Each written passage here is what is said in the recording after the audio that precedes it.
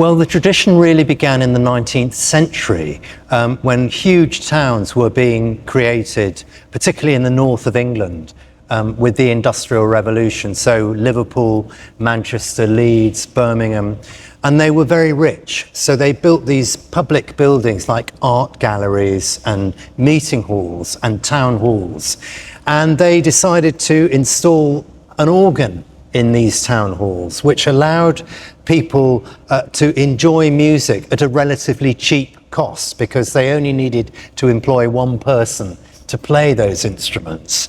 And that tradition, which started in Birmingham in 1834, continues today. And I'm only the 7th city organist in that time.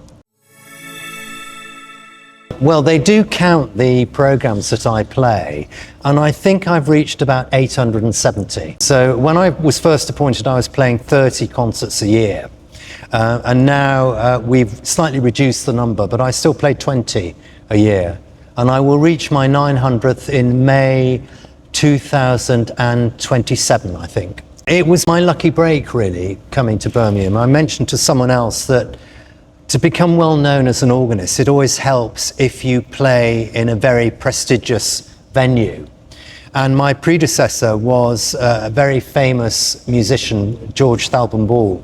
And so to succeed him at the age of 25, that put my name on the map. So for me, that was really the start of my playing career. Although obviously I'd been playing concerts before I became city organist.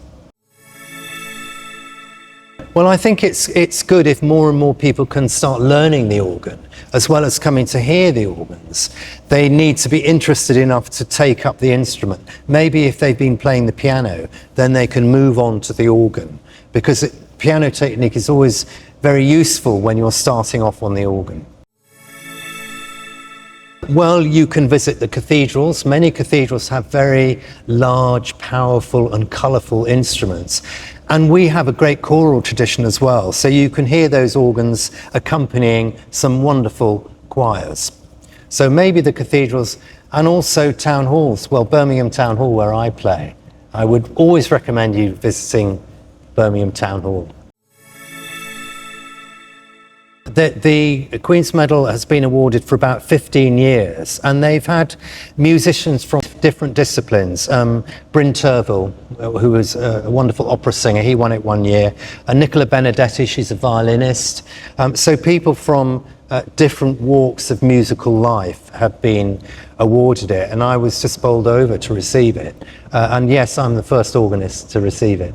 I think it's just the honour that to receive it from the Queen. I went to Windsor Castle to accept the medal, and I had a long conversation with her, and this is really only a few months before she died. So it was a great honour to receive that award. Thank you.